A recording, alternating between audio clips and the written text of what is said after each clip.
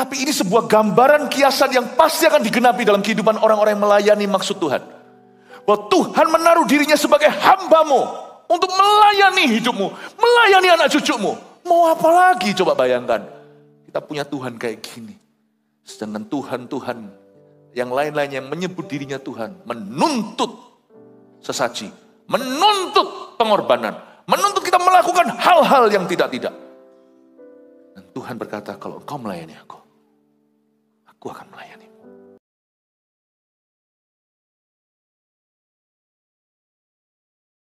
Engkau yang duduk di sebelah kanan Allah Bapa, kami menyanjungmu dan mengagumimu. Setiap hari kami mencintaimu sekalipun kami tidak melihatmu. Semoga puji-pujian yang kami naikkan setulus-tulusnya ini berkenan kepada Tuhan sekalipun jauh dari sempurna. Hati kami gak sempurna. Tidak murni-murni sekali. Tapi kami naikkan dengan tulus karena kami ingin mencintai Yesus. Terimalah pujian jemaat, bertahtalah di atas pujian umat. Dan biarkan engkau yang sungguh-sungguh memerintah atas umatmu menuntun kami satu persatu. Tuhan Yesus, siapkan kami untuk apa yang ada di depan yang kau sediakan, terlebih untuk kedatangan Tuhan. Beritakan firman-Mu ya Tuhan, kami siap untuk menerimanya seperti Maria duduk di bawah kaki. Yesus, kau ku cinta, sembunyikan hamba-hambamu di balik salibmu, supaya Yesus engkau yang jadi lakon utama. Dalam nama Yesus, haleluya, amin. God bless you. Kasih tepuk tangan untuk Tuhan. Praise the Lord. Nah, ibadah keempat sekarang siap sedia untuk kedatangannya. Kita buka sama-sama.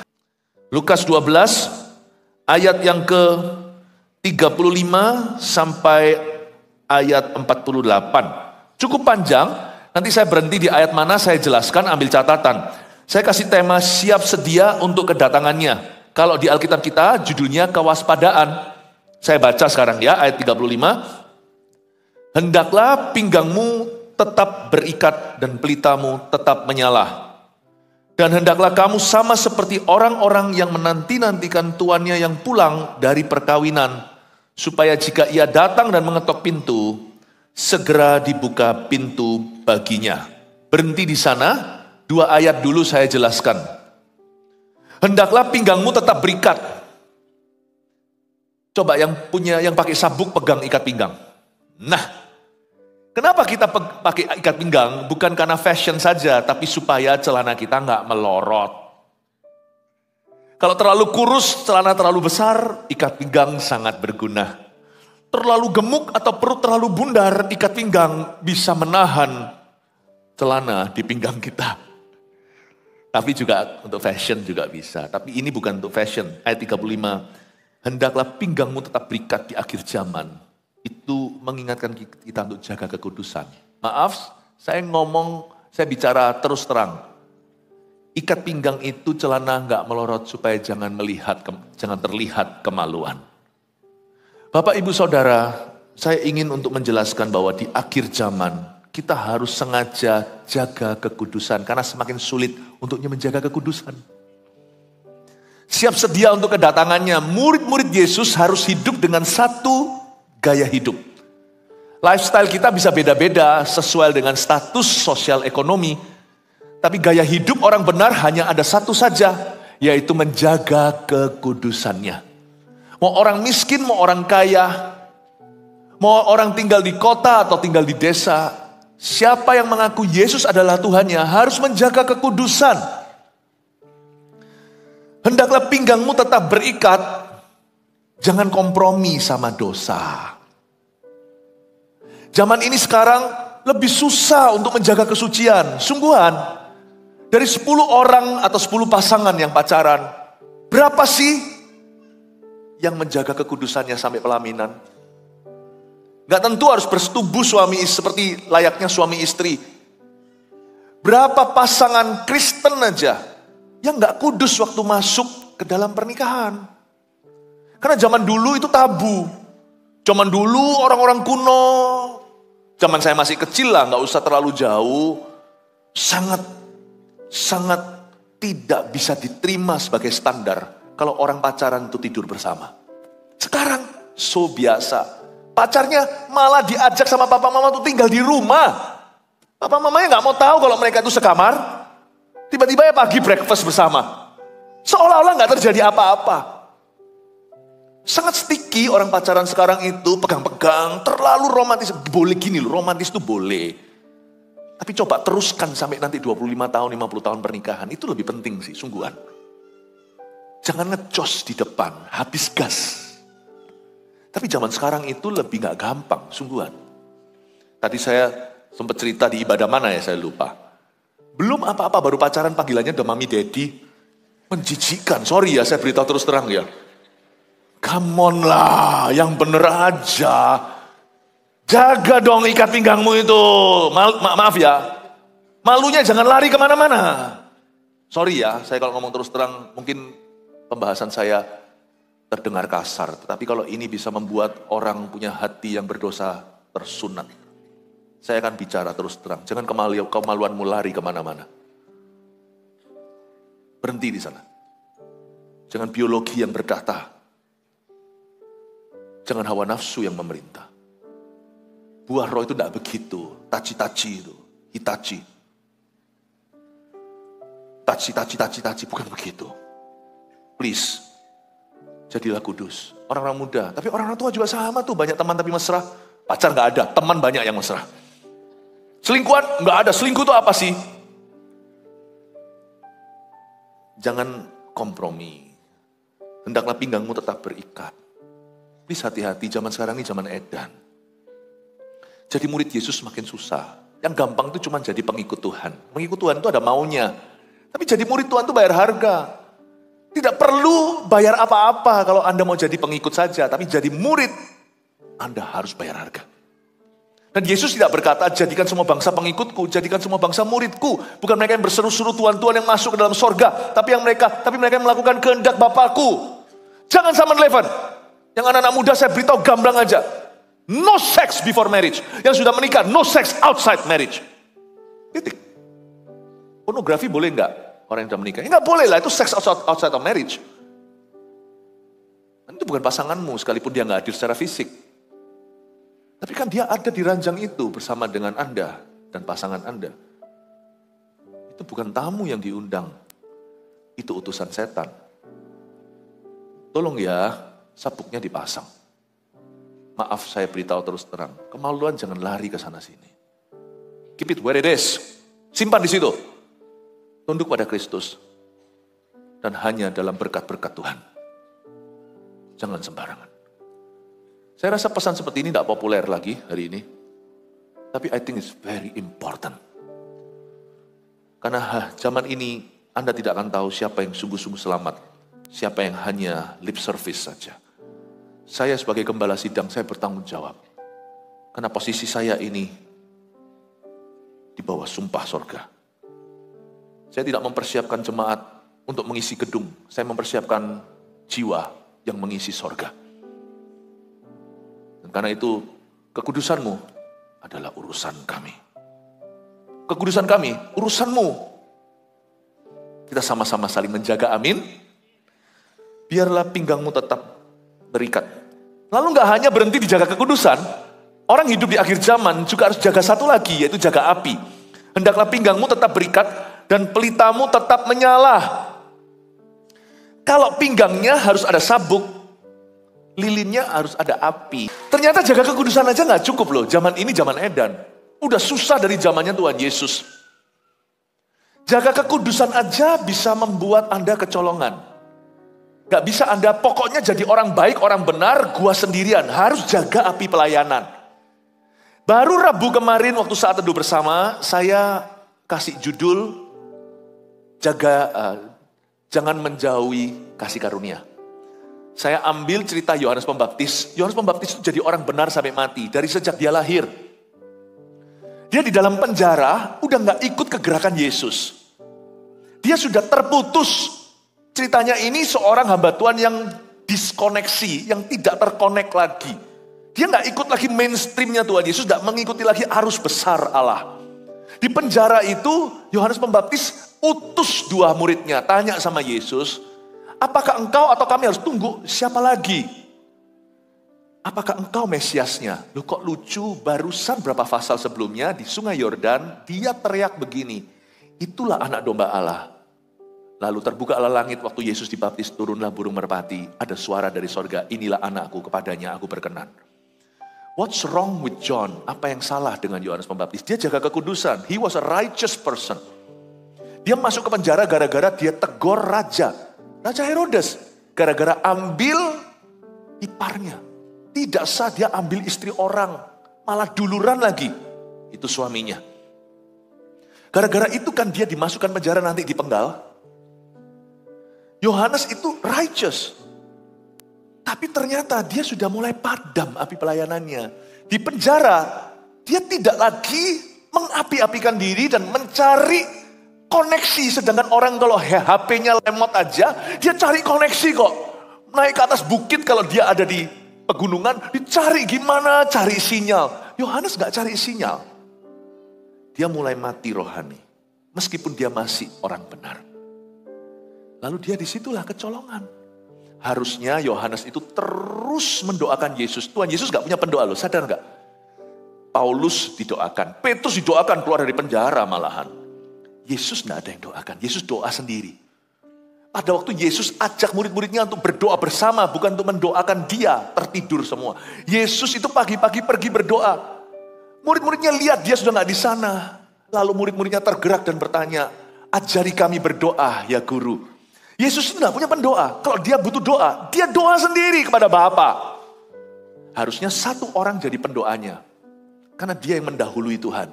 Dia yang mempersiapkan jalan. Kalau orang lain semuanya itu pasiennya. Yohanes Pembaptis secara manusia itu seniornya. Meskipun dia bukan Mesias, membuka tali kasutnya pun Yohanes tidak layak. Tapi paling tidak Yohanes Pembaptis harusnya tahu patronnya, tahu blueprintnya Allah. Bahwa ini loh Mesias anakku yang kepadanya aku berkenan. Dengarkan dia. Harusnya Yohanes Pembaptis itu bisa menjadi pendoa syafaatnya Yesus di dalam penjara. Meskipun dia gak bisa lagi membaptis. Karena dia sudah di dalam bui. Bukankah murid-murid Yohanes sendiri yang ngomong sama Yohanes ketika dia belum dipenjarakan. Kenapa yang namanya Yesus itu yang kepadanya kau tunjuk itu anak domba Allah yang mengangkat dosa dunia. Dia dan murid-muridnya sekarang kok membaptis lebih banyak orang. Lalu Yohanes berkata gini, pada waktu itu dia masih jaya rohaninya. Dia ngomong begini. Ini komentar Yohanes, gak ada orang bisa mengambil sesuatu untuk dirinya kalau gak dikaruniakan dari sorga. Biar dia harus makin bertambah, aku harus makin berkurang. Ya kan? Yohanes itu harusnya mengerti patronnya, satu-satunya yang berhak mendoakan Yesus. Ngapain Yesus doa sendiri di Getsemani? Buktinya loh nanti Bapak, waktu Yesus berdoa suatu hari di gunung, kirim dua hamba Allah. Yaitu Musa dan Elia untuk berada di kiri kanannya, briefing rundown penyalipan. Dan menguatkan Yesus. Waktu Yesus berdoa di Getsemani, kirim seorang malaikat waktu peluhnya menjadi darah. Yohanes harusnya bisa menjadi mitra. Dia harusnya mengapi-apikan diri dalam penjara, terus mempertahankan kerohanian. Dia sekalipun sudah tidak lagi berkutik. Tidak bisa berkutik, tapi dia masih bisa berfungsi. Anda bisa gak berkutik? Mungkin sekarang lagi sakit di ranjang. Mungkin harus kemoterapi, tapi Anda harus terus berfungsi dan berbuah. Tidak ada alasan kerohanian kita itu tidak bisa dibatasi. Bahkan dengan rantai dan pasung belenggu. Kayak Paulus dan Silas di penjara pun mereka bisa nyanyi. Mereka tetap terlibat dalam misi Allah seluruh bumi. Sampai digoncang tuh penjara Filipi. Di kitab Filipi pasal 16. Sampai seluruh isi penjara itu. Kepala penjaranya bertobat dan terima Tuhan. Yohanes harusnya bisa doa. Harusnya dia bisa berdoa. Satu-satunya berhak berdoa yang paling ngerti. Karena dia pendahulu dan senior. Tapi di penjara dia malah meragukan Tuhan. Dia malah telan sendiri kata-katanya. Dulu anak domba Allah, sekarang tanya, apakah engkau dia? Apakah engkau Mesiasnya? Loh, dulu kau yang tunjuk kok ini Mesias, sekarang kok ragu dan bimbang, apa lu Mesiasnya? Apa betul aku? Gimana sih? Kalau Anda sudah mulai, kasih mula-mulanya hilang. Belum jatuh, tapi sudah jatuh di mata Allah. Ada orang itu yang sudah jatuh, tapi belum jatuh sungguhan. Ketika Anda kehilangan kasih mula-mula, rohmu tidak lagi menyala. Anda tidak lagi bergairah untuk misi dan visi Yesus Kristus di bumi. Anda sudah tidak lagi betul-betul memperjuangkan visi gereja, visi kerajaan Allah.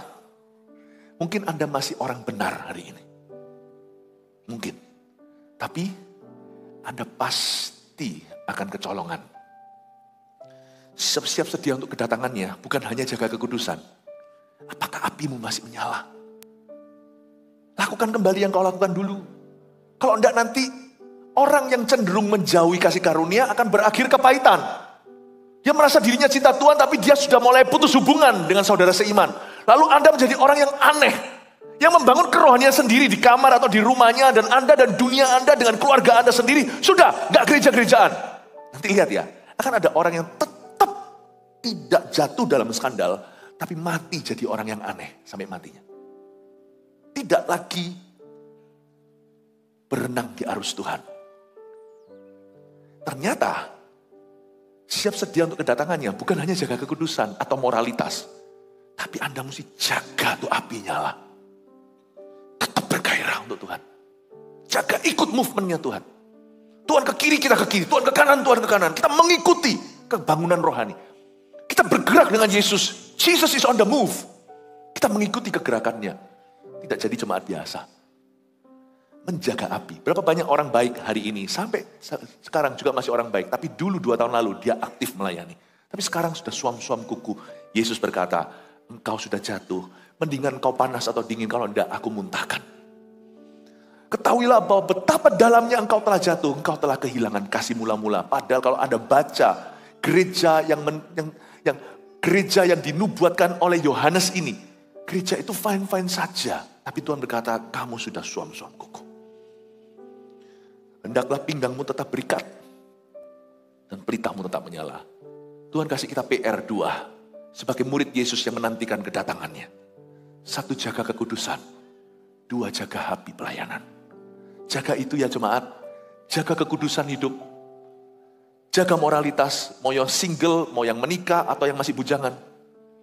Apapun profesimu, siapapun dirimu, jagalah kekudusanmu. Jagalah kekudusan Tuhan. 2, jagalah api Roh Kudus dalam dirimu. Biarlah rohmu menyala-nyala.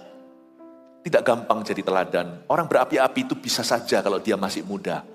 Saya melayani Tuhan bersama dengan Pastor Yohanes. Dari kami umur belasan. Sekarang kami sudah jauh lebih tua. Pak Yohanes tampangnya lebih tua. Meskipun saya aslinya usia saya lebih tua, tapi kalau kelihatan tampangnya, Anda setuju kan Pak Yohanes kelihatan lebih tua. Tapi kami berdua bukan hanya menjaga kekudusan. Loh, saya gini enggak ngaku-ngaku loh ya. Kami juga belajar dari kesalahan. Tapi saya melihat Pak Yohanes ini, saya kagum sama Tuhan. Apinya tetap sama. Dari belasan tahun yang lalu waktu saya memuridkan beliau pertama kali, ini murid saya yang pertama. Saya melihat masih sampai hari ini tetap menyala-nyala.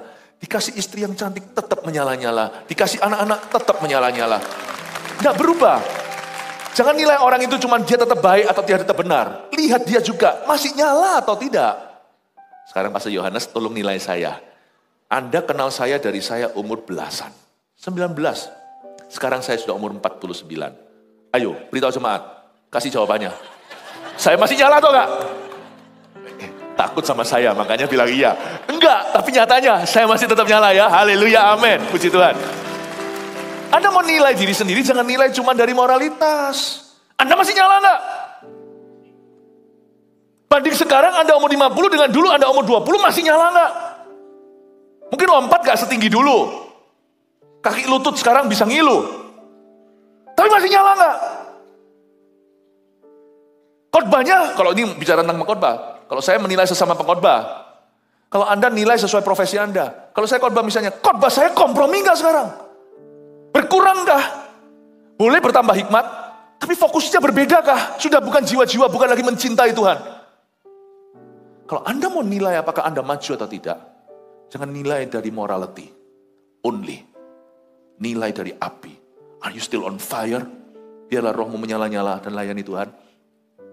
Orang yang menantikan kedatangan Tuhan itu menjaga apinya. Matius 25 kan, 5 gadis bodoh, 5 gadis bijaksana. Itu 5 gadis kan bicara tentang kita individu. Gadis itu kan bicara tentang gereja mempelai wanita. Gereja aja bisa luntur loh. Jangankan jemaatnya, gereja aja bisa luntur. Gereja kita bertumbuh atau mundur. Gereja bisa luntur. 5 gadis bodoh, 5 gadis bijaksana itu 5 gereja bodoh, 5 gereja bijaksana. Apalagi kita, jemaatnya. Kita harus jaga. Tapi ingat, kalau kita mengaku kita ini menantikan kedatangan Tuhan, tunjukkan bukti kalau sana sungguh-sungguh menantikannya. Kalau kita sungguh-sungguh menunggu-nunggu kedatangan Tuhan kembali, buktinya adalah kita jaga kekudusan dan jaga api. Amin Bapak Ibu. Bisakah Anda mengatakan kepada orang-orang yang sebelah Anda, mungkin Anda datang ke gereja bersama dengan dia, ayo kita jaga api, kita jaga kekudusan ya. Amin, puji Tuhan. Lanjut ya, saya jelaskan sekarang. Ayat 36. Dan hendaklah, ayat 37 sorry. Berbahagialah hamba-hamba yang didapati tuannya berjaga-jaga ketika ia datang. Aku berkata kepadamu, sesungguhnya ia akan mengikat pinggangnya dan mempersilahkan mereka duduk makan. Dan ia akan datang melayani mereka. Berhenti di ayat 37 saya jelaskan dulu. Di sini Tuhan memuji hamba-hamba Tuhan, yang dimaksudkan bukan pendeta, tapi setiap anak-anak Tuhan yang melaksanakan kehendaknya. Mereka lah yang disebut hamba-hamba Tuhan. Yesus itu tidak terprediksikan. Ketika semua orang berkumpul berdesak-desakan, mamanya yaitu Ibu Maria dan adik-adiknya dari pernikahan persetubuhan Maria dan Yusuf, mereka datang kasih catatan, lalu memberitahu orang yang dekat Yesus berkata, ibu dan adik-adikmu, saudaramu sedang menunggumu. Yesus langsung menoleh ke pengikutnya dan murid-muridnya. Dia berkata, siapakah ibuku? Siapakah saudaraku? Mereka yang melakukan kehendak Bapakku.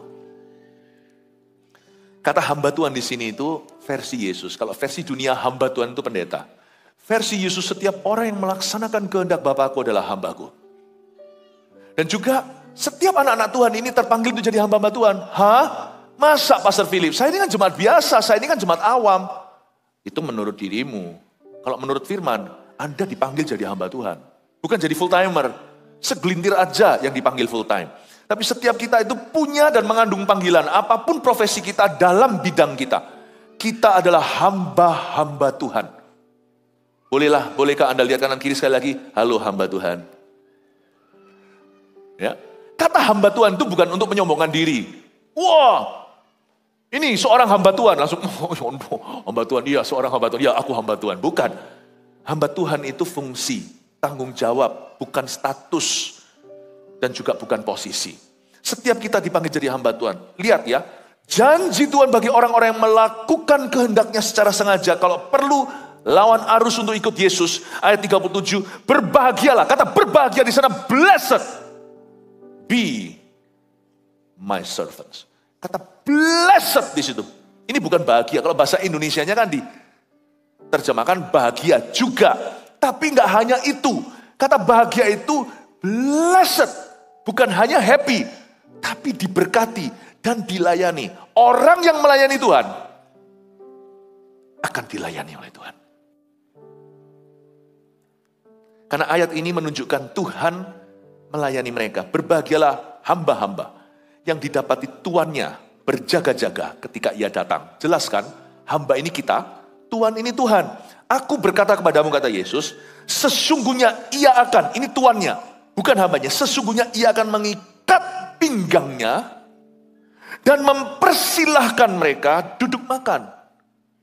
Hamba-hamba majmuk bicara tentang Anda dan saya. Tuhan di sini tunggal bicara tentang Yesus. Di ayat 37b, sesungguhnya ia akan mengikat pinggangnya. Ia ini bukan hamba-hamba, karena ia ini tunggal. Sesungguhnya ia akan mengikat pinggangnya. Ini Yesus Kristus mengikat pinggangnya. Seperti di Yohanes 13 ketika Tuhan membungkuk, Tuhan sisingkan lengan bajunya, lalu Tuhan cuci kaki mereka. Sesungguhnya ia akan mengikat pinggangnya dan mempersilahkan mereka majemuk, itu kita, duduk makan dan ia akan datang melayani mereka. Ada sebuah janji, kita tidak usah minta. Ini pasti digenapi. Ini sudah menjadi dimensi alami di dalam kerajaan sorga bagi orang-orang yang melayani Tuhan dengan sengaja. Those who serve me, I will serve them. Tuhan itu baik. Kita tidak melayani seorang raja yang gagah perkasa dan juga tidak berperi kemanusiaan, yang menganggap orang-orang melayani itu objek saja. Tuhan nggak gitu. Saya sampai hari ini semakin ikut Yesus, saya belajar semakin menunduk. Saya belajar nggak merasa entitled ya, entitlement. Dari mana saya belajar itu? Kalau saya belajar dari Tuhan, Tuhan itu kayak gitu. Tuhan itu kalau kita layani, dia nggak mentang-mentang, ya memanglah aku Tuhan kok. Kita dicipta dalam gambar dan rupa Allah. Makanya orang kalau semakin dekat sama Yesus, semakin sombong, semakin angku, semakin suka bully orang, merendahkan. Boh. bohong dia dekat Yesus. Kalau sampai ada orang didoakan sembuh, itu bukan dia yang menyembuhkan, itu nama Yesus dan orang itu haus. Dari buahnya kau tahu, bukan dari mujizatnya. Orang semakin kenal Yesus, semakin rasa gak layak dilayani. Karena Tuhan kita gak gitu. Siapa melayani Tuhan, Tuhan jadi tanda kutip sungkan. Karena Tuhan itu hatinya hamba. Lucu ya, justru yang bawa-bawa itu sifatnya preman. Tapi yang panglima beneran itu sangat humble. Tuhan itu sangat rendah hati. Saya melayani Tuhan itu dibuat akhirnya terbalik. Saya melayani Tuhan itu tidak sebanding bagaimana Tuhan melayani saya. Sampai-sampai saya mikir pelayananku itu bukan kontribusi atau sumbangsi. Pelayanan saya itu hanyalah wujud terima kasih.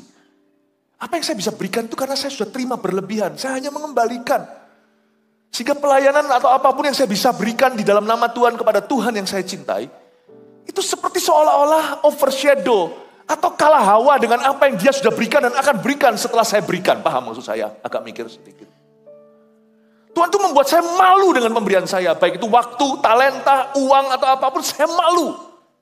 Kita melayani Tuhan itu kan sepatutnya. Makanya itu harusnya rasa malu orang-orang yang dikejar-kejar untuk pelayanan ogah-ogahan.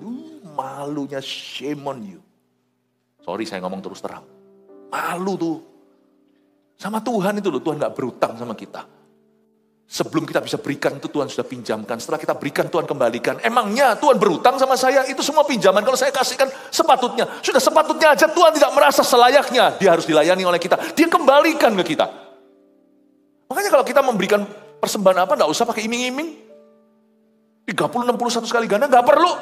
Malu mempersembahkan dana dengan cara begitu. Kalau kita mempersembahkan, kita berdoa supaya Tuhan berkenan dan memakai ini untuk misi. Kalau kita mempersembahkan misalnya uang, persembahan atau apa, kita mempersembahkan karena kasih.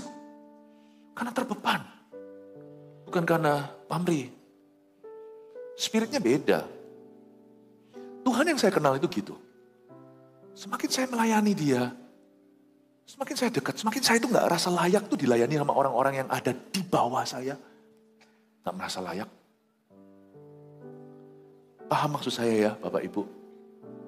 Makanya itu Alkitab mengatakan di ayat 37, berbahagialah hamba-hamba, sungguhan lo, so happy lo melayani Tuhan itu. Berbahagialah hamba-hamba, saya ulang lagi, berbahagialah hamba-hamba. Jadi hamba kok bahagia. Kemarin waktu saya ketemu sama satu anak muda, saya sebut, mamanya terus bilang, ini hamba Tuhan gini. Lalu dia kasih saya pertanyaan yang lucu sebenarnya, tapi lugu. Saya anggap itu dari ketidakpengetahuan dia. Tapi kesempatan saya menjelaskan. Kenapa sih kamu mau disebut servant of God, hamba Tuhan? Itu kan merendahkan. Kamu kan jadi seperti budak.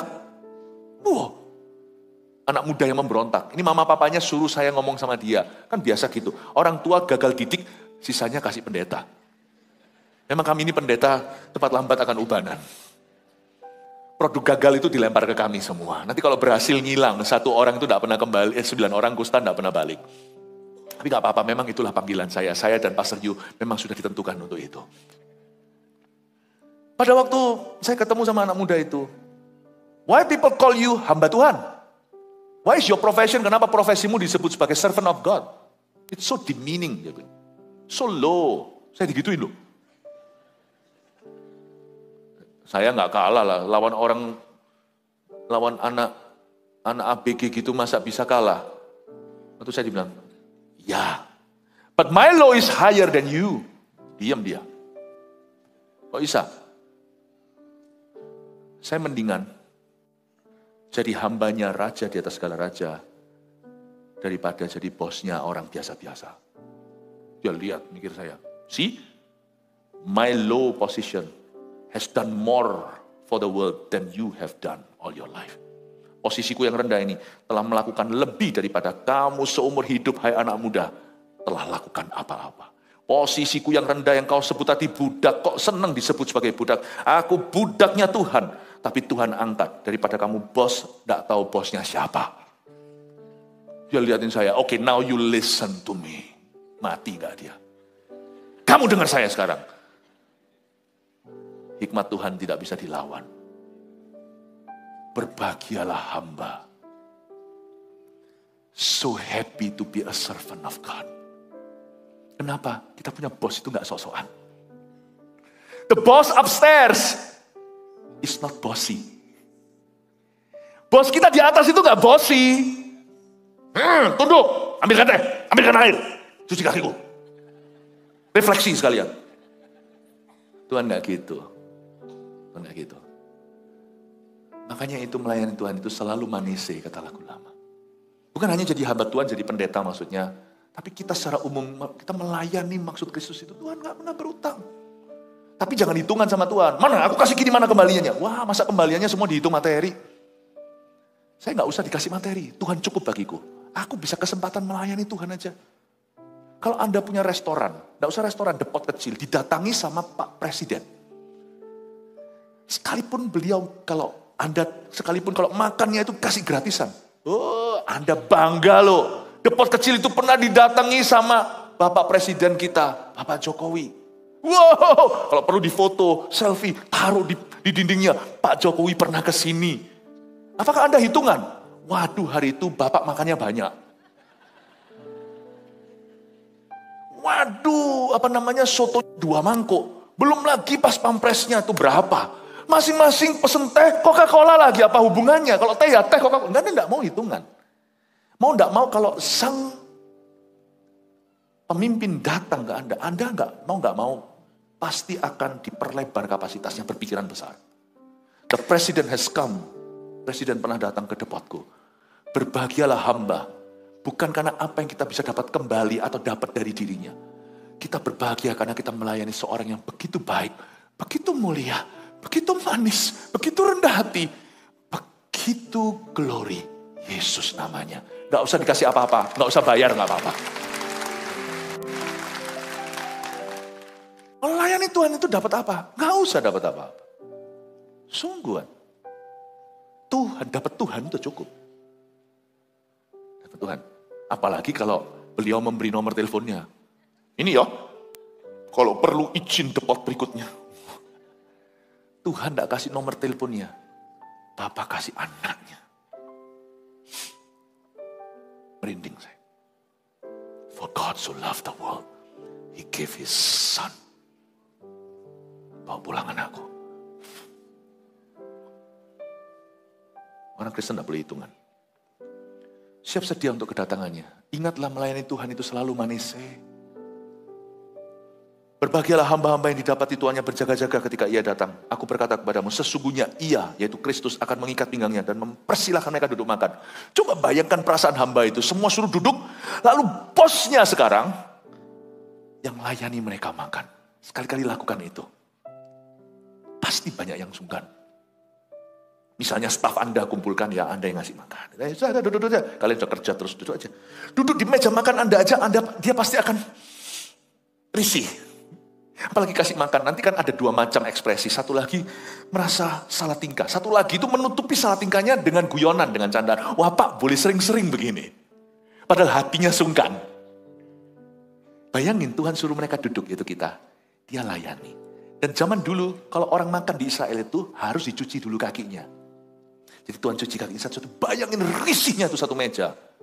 Sang presiden di atas segala presiden yang datang melayani, serve makanan. Ini sebuah gambaran, bukan secara harafiah. Ini sebuah gambaran bagaimana Kristus akan memperlakukan hidup orang-orang yang sungguh-sungguh dengan dia. Dan yang saya maksudkan ini bukan kemakmuran. Jangan dihitung dengan materi melulu. Jangan picik, jangan cetek, jangan dangkal pikiran. Tapi ini sebuah gambaran kiasan yang pasti akan digenapi dalam kehidupan orang-orang yang melayani maksud Tuhan. Bahwa Tuhan menaruh dirinya sebagai hambamu untuk melayani hidupmu, melayani anak cucumu. Mau apa lagi coba bayangkan. Kita punya Tuhan kayak gini. Sedangkan Tuhan-Tuhan yang lain-lain yang menyebut dirinya Tuhan, menuntut sesaji, menuntut pengorbanan, menuntut kita melakukan hal-hal yang tidak-tidak. Dan Tuhan berkata, kalau engkau melayani aku akan melayani. How beautiful ya.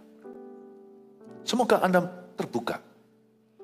Ini tidak tentu memberimu saran praktis apa, tapi ini membuka wawasanmu tentang Tuhan, tentang Allah.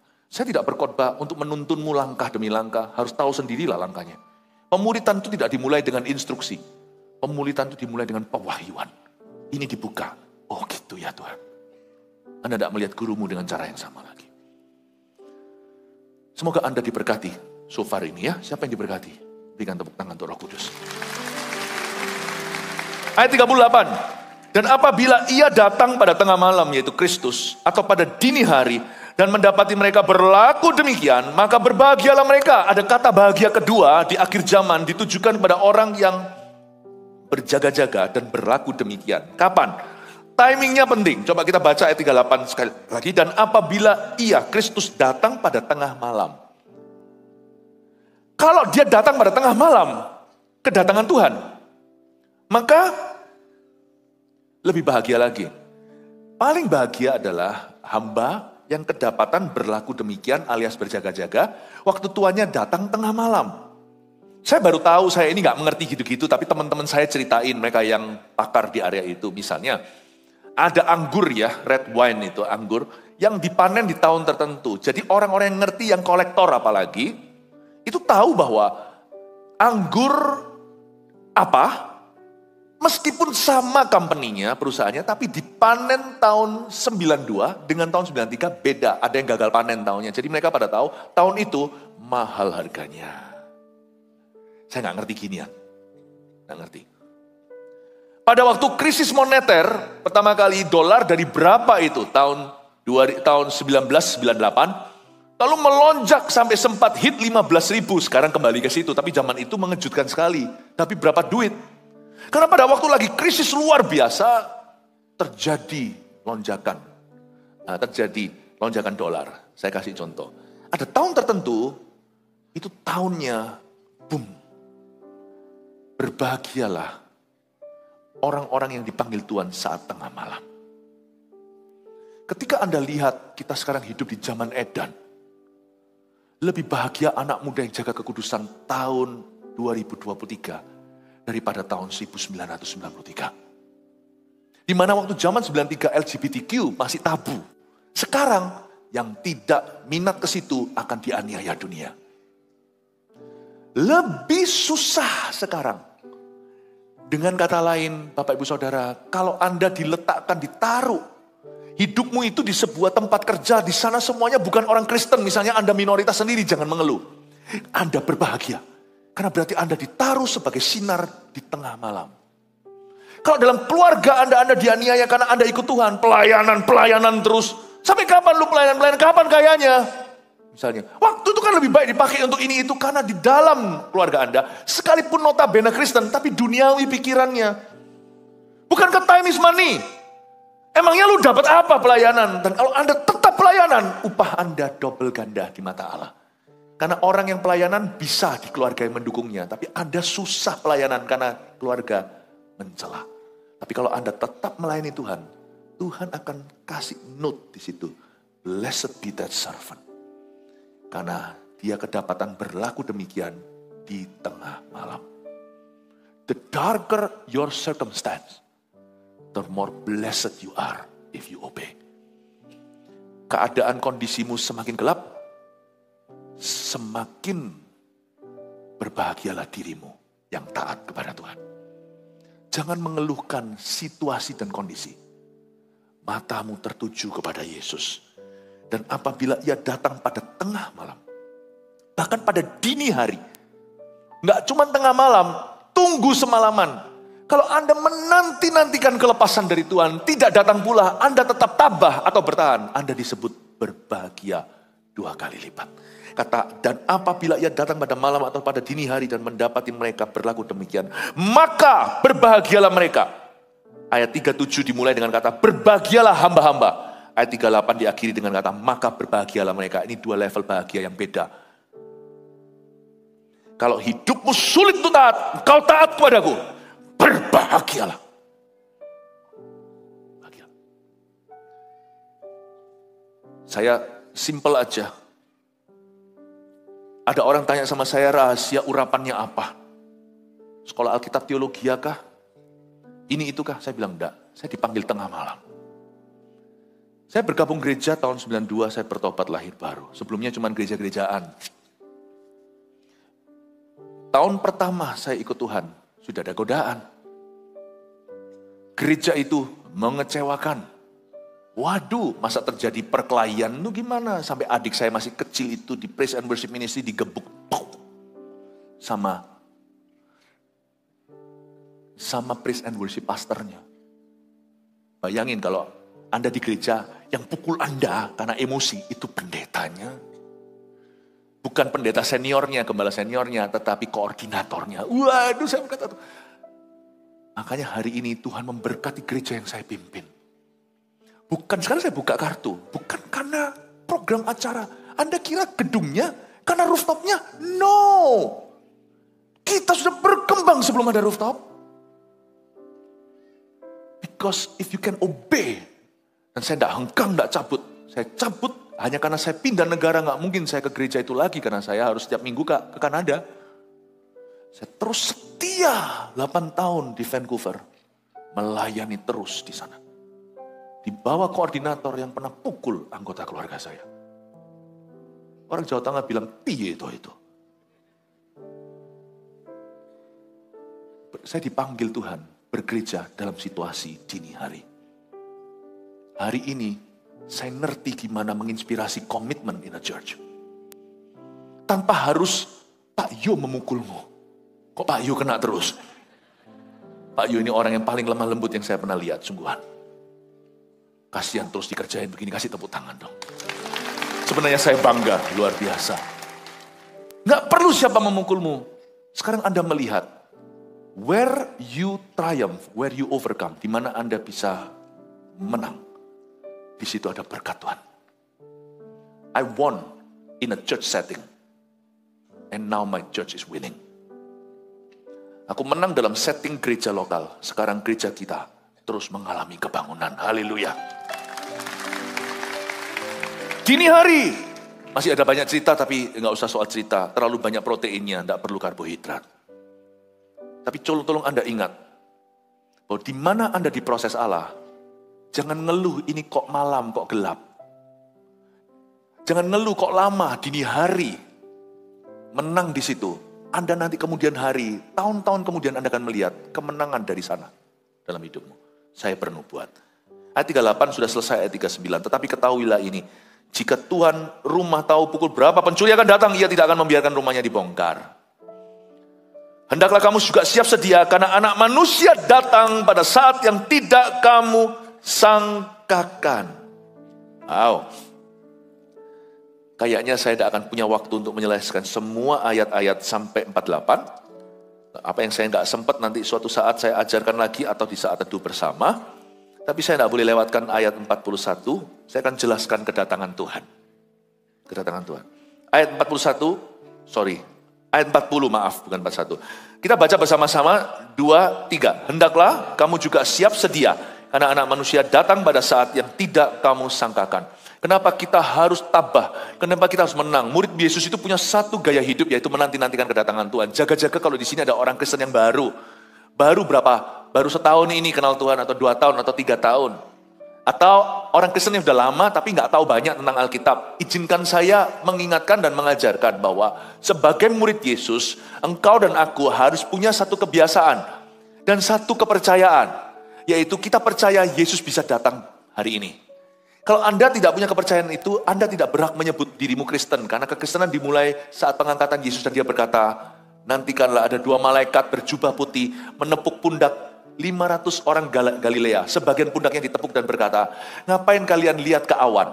Dia akan datang kembali dengan cara yang sama. Oke? Orang Kristen harus yang lahir baru, yang sungguh-sungguh, yang benar-benar milik Yesus, mesti hidup dengan satu kepercayaan. Bahwa Tuhan bisa datang setiap saat. Kalau Anda tidak memegang kepercayaan itu dan hidup dengan sesuai kepercayaan tersebut, kekristenan Anda something wrong. Ada sesuatu yang salah. Bukan berarti tiap pagi kita selalu merasa, wah Tuhan datang. Tidak perlu diingatkan, gak perlu terus-menerus ada di depan Anda itu, apa itu, mading atau apa, majalah dinding, karena gak zaman dia. Laptop Anda gak usah dibuka langsung Tuhan mau datang, ya gak usah. Gak usah. Tapi di dalam hatimu simpan saja, ketahuilah bahwa Tuhan bisa datang anytime. Orang Kristen harus hidup begini, yang namanya murid Yesus ya. Yang KTP terserah, itu bukan urusan saya. Tapi kalau jemaat yang saya gembalakan, semua ini urusan kami. Berarti saya harus memuridkan Anda. Anda harus berpikir begini, tiap hari Anda harus siap mati. Atau tiap hari harus siap pengangkatan. Orang yang hidup begini tidak akan sia-siakan waktu, dan juga tidak akan sia-siakan perasaan orang. Setiap I love you akan diucapkan, setiap I'm sorry tidak akan ditahan. Kita harus percaya itu. Nah sekarang saya jelaskan kebenarannya. Apa itu kedatangan Tuhan? Kedatangan Tuhan yang dikatakan di ayat 40, hendaklah kamu juga siap sedia, karena anak manusia datang pada saat yang tidak kamu sangkakan. Ini adalah kata-kata Yesus sendiri, yang tidak percaya ini, dia menentang Tuhan. Tuhan berkata, karena anak manusia akan datang pada saat yang kamu tidak sangka. Kedatangan Tuhan itu sebenarnya, saya kasih rangkuman, simple aja, ada dua. Ada dua jenis kedatangan Tuhan. Di sini banyak orang Kristen salah kaprah. Bingungannya di sini di antara. Yang satu, kedatangan Tuhan di awan-awan. 1 Tesalonika 4 nanti pulang dibaca sendiri. Judulnya kedatangan Tuhan. Yaitu ketika penghulu malaikat berseru dan sangkakala berbunyi, maka pertama Tuhan akan keluar dari sorganya, dan orang-orang yang mati sebelum kita, yang mati dulu, akan dibangkitkan dahulu. Dan mereka, lalu baru setelah itu kita yang masih hidup pada saat bunyi sangkakala, kita yang akan diangkat sama Tuhan, diubahkan dalam sekejap mata, dan menyongsong Tuhan di angkasa. Hiburkanlah satu sama lain dengan perkataan ini, dalam konteks, kalau ada orang yang sudah mati, jangan kamu berduka seperti orang dunia. Alright? Tak jelaskan ya? Ini beda dengan kedatangan Tuhan, landing di atas muka bumi. Karena ini bertemu Tuhan di angkasa. Ini yang namanya rapture. Ini bukanlah kedatangan Tuhan di Bukit Sion yang membelah gunung itu. Seperti ditulis di Perjanjian Lama atau di Kitab Wahyu. Ketika dia turun, dia sikat antikristus. Dan dia bunuh dan lemparkan dia hidup-hidup. Dan nabi palsu. Ini bukan yang itu. Loh, Pastor Philip kok bingung sih? Kedatangan Tuhan ada dua kan satu? Iya satu. Tapi pisahnya dua ini, pisah 7 tahun. Yang ini kita nggak tahu kapan. Tapi setelah ini kata terjadi, langsung kelihatan 7 tahun. Akan datang Tuhan di atas muka bumi. Kerajaan 1000 tahun itu. Lain kali kita ngomong soal wahyu. Tapi saya jelaskan ini simple aja. Karena kalau Tuhan bilang kamu harus berjaga-jaga. Saya harus kasih fondasi fakta kebenarannya. Kedatangan Tuhan yang rapture itu yang gak tahu. Karena Alkitab berkata, ini kata-kata Yesus. Ada dua orang sama-sama jalan di ladang, di padang. Di ladang lalu satu hilang. Ada dua orang sama-sama kerja di kilangan. Zaman dulu itu seperti kuli batu. Yang satunya lenyap, yang satu ditinggal. Ada dua orang tidur seranjang. Yang satu hilang, yang satu ditinggal.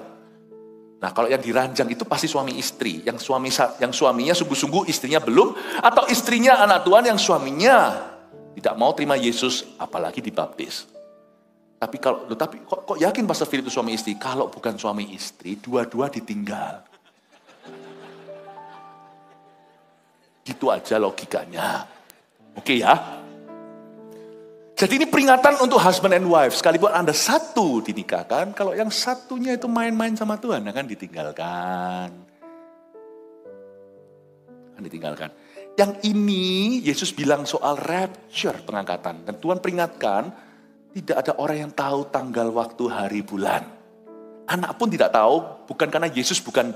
Kalau Yesus berkata anak pun tidak tahu, anak manusia, itu Tuhan Yesus tidak, itu bukan sebagai bukti bahwa Tuhan Yesus gak ilahi. Tuhan maha tahu sebagai Allah posisinya, dia maha tahu. Tapi Ibrani katakan dia tanggalkan keilahiannya. Waktu dia ngomong begitu, kasih teladan supaya jangan ada hamba Tuhan nanti sok tahu, coba prediksi tanggalnya. Dia berkata hanya Bapa yang tahu, anak manusia di posisi ini sebelum Yesus diangkat, dia memilih untuk tidak sok tahu soal itu. Supaya murid-muridnya, kalau guru kencing berdiri, muridnya nanti kencing berlari. Yesus tahu, tapi dia berkata, aku memilih untuk tidak reveal sebagai gurumu. Luar biasa. Listen ya, rapture itu datang setiap saat. Itu yang disebut dalam sekejap mata kau diubahkan, Tuhan keluar dari sorga, bunyi sangkakala yang mendengar nanti bukan orang dunia, yang mendengar hanyalah orang-orang yang di rapture atau yang diangkat. Bunyi sangkakala. Yang tahu nanti yang ditinggal akan terkejut aja. Loh, di mana istriku? Atau di mana suamiku? Loh, anak-anakku mana? Atau mungkin papa mama mana? Kalau anak-anaknya semuanya hanya pemberontak dan dugem ria. Papa mamanya yang cinta Tuhan. Seperti banyak orang Korea sekarang, anak-anak mudanya meninggalkan gereja. Papa mama dari tahun 50 kebangunan rohani, Yogicho dan sebagainya. Anak-anak mudanya sekarang gak ada satupun. Gak kelihatan di dalam Tuhan. Jangan kaget ya, papa mamanya gak ada, anak-anaknya yang tinggal. Nah waktu itu yang bunyi sangkakala, yang dengar ya yang diangkat. Karena bunyi itu yang membuat kita diubah, transform. In the blink of an eye dalam bahasa Inggrisnya, dalam sekejap mata, menyongsong Tuhan di angkasa. Ada pertemuan di udara.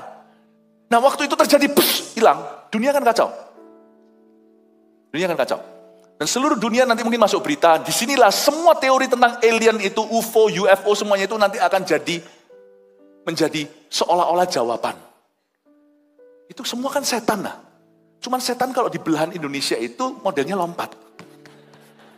Kalau yang lompat gitu, coba lihat itu video, itu loh TV-TV yang reality itu, reality show itu orang masuk ke tempat berhantu, itu orang-orang bule itu nggak takut-takut gitu-gitu, malah di video dicari sekalian, merinding aku nggak enak di sini lalu keluar, tapi nggak jelaskan tentang setannya, karena nggak mempan kalau yang lompat.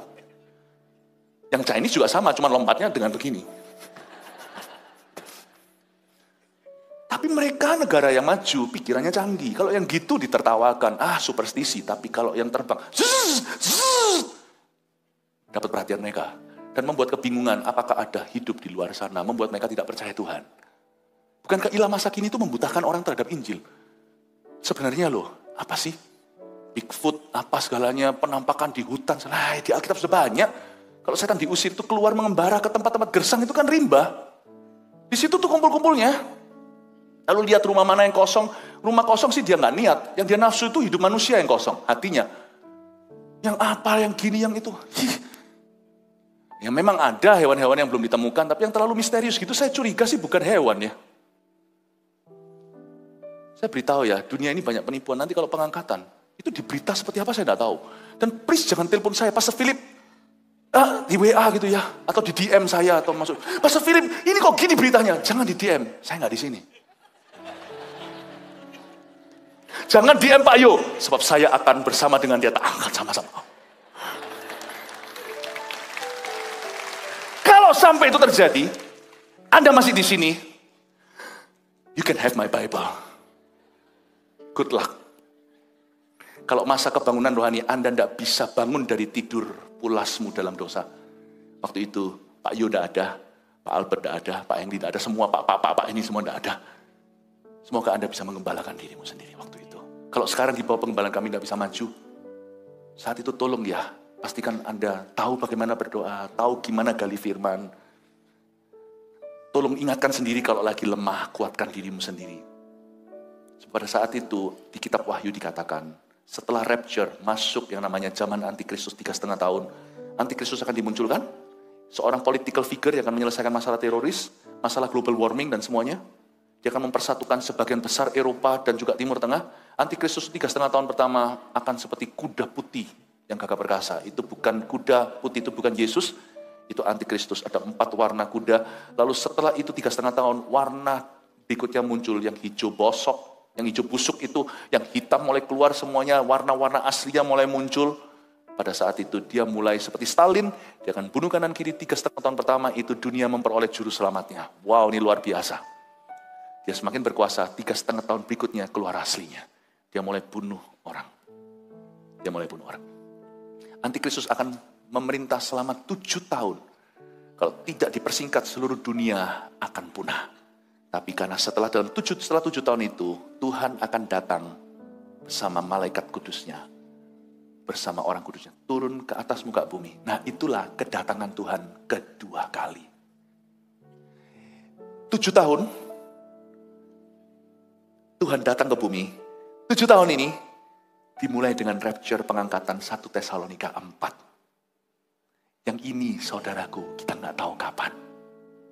Ini nggak tahu kapan. Bisa hari ini, mungkin besok, mungkin nanti. I don't know. Makanya itu, jagalah kekudusan. Jagalah api. Pastor Philip, apakah semua anak Tuhan yang nggak diangkat hanyalah orang-orang non-Kristen yang gak kenal Tuhan, yang membenci Kristus, atau bukan? Alkitab mengatakan Tuhan memisahkan orang benar dan orang fasik. Fasik itu bukan orang kafir. Tuhan memisahkan kambing dan domba. kambing itu bukan serigala. Jadi nanti orang Kristen yang hidup kompromi, yang sabuknya melorot celana, saya berharap supaya kita bertobat sebelum waktunya. Karena waktunya tiba, kita kedapatan kata Alkitab sebagai hamba yang sia-sia. Yang tidak berlaku demikian tapi gebuki sesama hamba Tuhan. Coba Anda baca. Dan juga berpesta foya, mabuk-mabukan kalau Anda baca ayat-ayat yang tidak terbacakan hari ini, yang tidak saya bahas. Orang itu akan menerima hukuman. Kata hukuman itu tidak tentu neraka. Tuhan itu maha kasih memberi kesempatan lagi, tetapi Anda akan masuk sebagai golongan orang yang ditinggal. Kalau rapture terjadi hari ini, saya nggak tahu berapa kursi kosong, berapa kursi terisi. Dan nanti akan ada orang yang ditinggal. Dan Alkitab menjelaskan akan ada pemasukan kedua jiwa-jiwa yang bertobat. Tapi mereka bertobatnya harus melalui jubah. Paham ini? Yang dibasuh darah, bukan darah Kristus, darah mereka. Kalau zaman ini kemarin aja, kita nggak dapat tanda apa aja, kita nggak bisa terbang kok. Itu pun perlu loh ya, karena vaksinasi itu baik kan, karena kita juga akhirnya dilindungi. Coba bayangkan, dari situ kita bisa mendapat sebuah ide di dunia ini suatu hari, kalau yang nggak baik pun bisa begitu. Makanya Alkitab mengatakan susah orang berdagang waktu itu. Bukan sekarang, karena sekarang waktunya gereja Tuhan. Nanti kalau sampai yang tertinggal, Anda masih bisa selamat. Tapi kalau Anda mau mempertahankan nama Kristus di hidupmu, di dahimu itu tetap anak domba Allah, bukan tanda manusia jahanam. You might pay with your life, with your death. Sekarang panggilan kita hanyalah to live for Christ. Waktu itu, you must die for Christ. Bapak Ibu Saudara, saya ingin Anda untuk mengerti ini. Kalau saya ngomong begini, percaya rapture terjadi bukan karena saya takut mati. Berapa kali di KKR, saya sudah nyaris. Saya tetap berdiri dan sebut nama Kristus. Termasuk waktu di Palestina, kalau Anda lihat dokumentasinya masih ada di YouTube hari ini. Saya tidak gentar. Saya akan tetap bicara tentang Kristus, mau diancam apa dan apa. Saya ngomong gini bukan karena takut mati. Saya ngomong gini karena Tuhan adil. Tuhan itu akan membedakan antara orang yang hidup benar sekarang dengan orang yang kompromi. Apa perbedaan antara kambing dan domba? Bukan hanya di pengadilan. Rapture terjadi. Dan ada orang yang ditinggal sama Tuhan. Karena itu siap sedialah untuk kedatangannya.